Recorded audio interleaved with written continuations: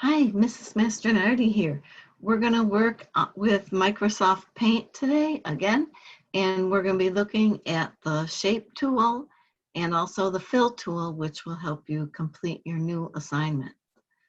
So let's take a look. We're going to do a screen share.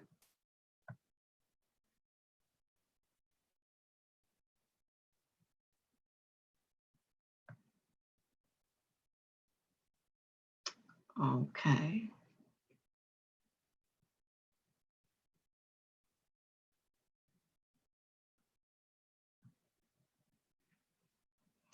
All right, so first of all, up here are the shapes that you can use. And you can play around with these.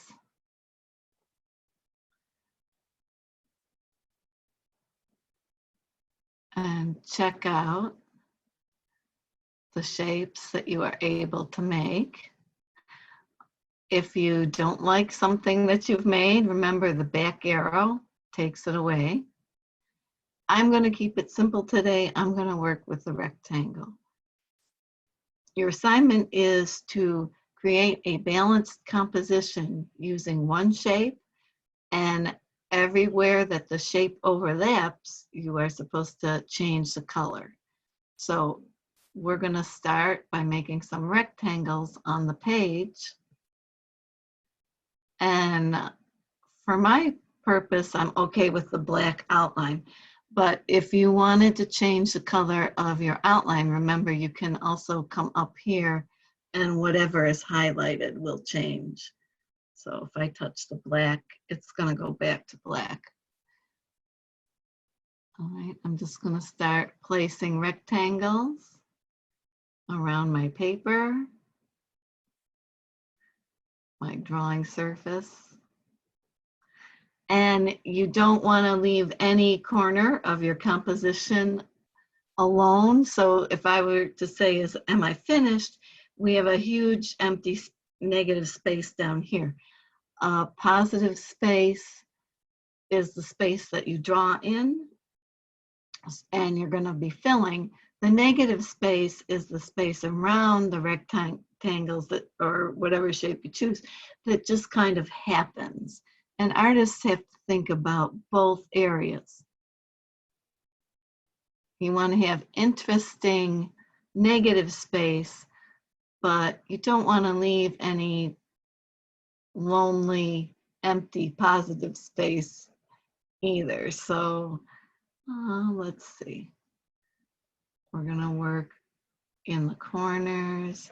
We want to have a good variety of size. If I put a giant rectangle here, you can see it kind of divides up the space. So probably, you can find a way to do that. I'm gonna see what I can do here.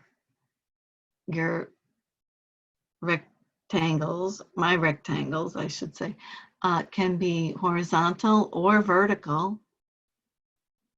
And you can grab them with the arrow and actually move that around so it runs off the page, appears to run off the page. Okay. Another one here. And maybe overlap here. No, and try a few different compositions before you pick the one that you're going to turn in. That's usually the best way. This is a lot of experimentation, and it's fun because on the computer, erasing is just that easy when you touch that back arrow. Okay. And let me see what I can do over here. Now I can have the four-handled arrow here, and I can slide this around the page and change its position. It's the move tool. Let's see, we could have some here and maybe a little something down there. Okay, So do I see any, I see some gaps here where I have a lot going on and then not so much.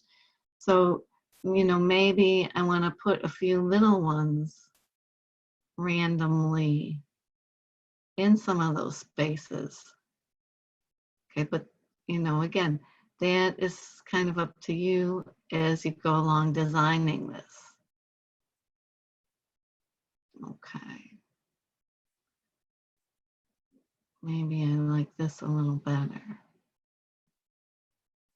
If I don't like a rectangle, I can grab one of these arrows and stretch it.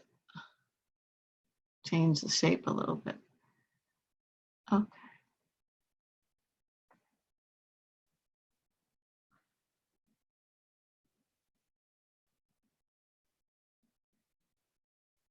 Now on something like this, it's a little hard to grab because it's so small. There's no real place for the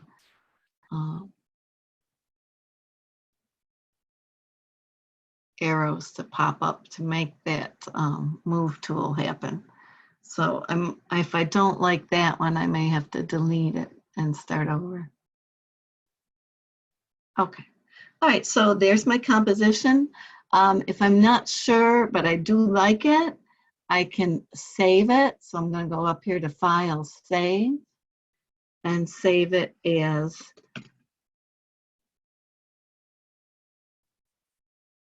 repetition.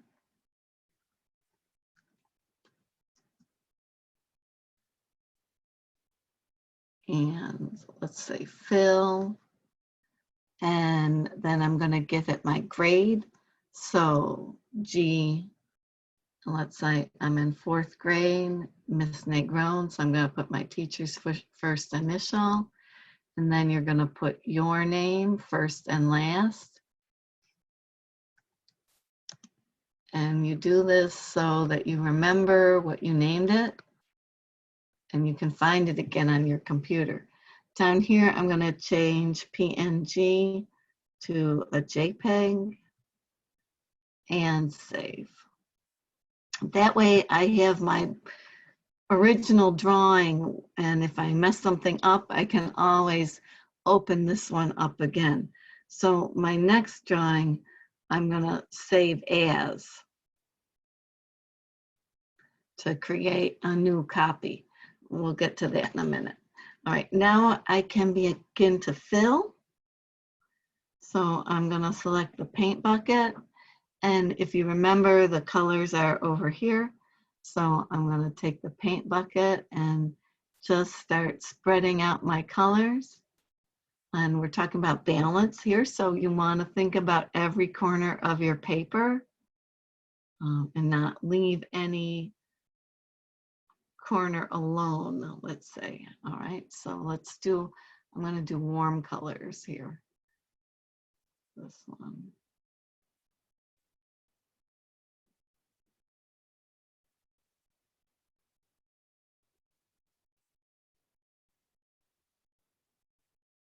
Okay, and maybe something in there. All right, next, yellow. Here's a yellow orange.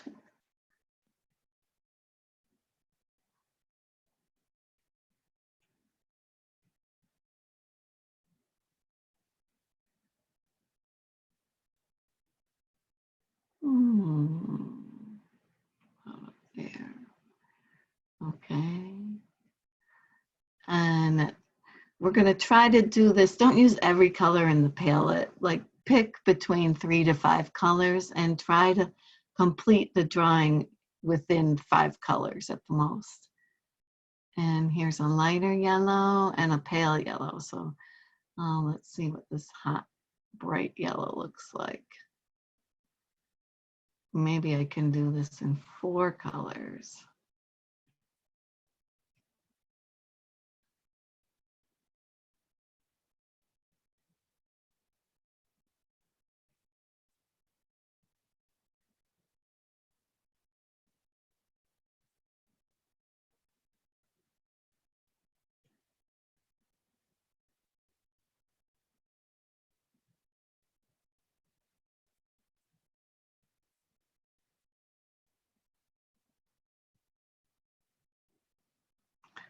Okay, now I have a couple little rectangles left. So well, let's see what happens if I go back and select red again and maybe fill in. Oh, that one's not going to work because it's going to be red next to red. So let's try orange in there.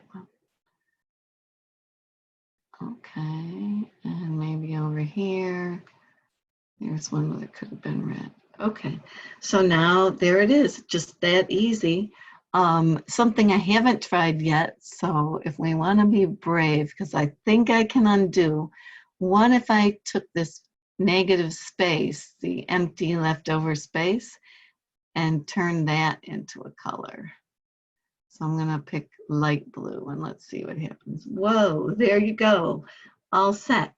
Now if I'm happy with that, I am going to come up here and I'm going to go File,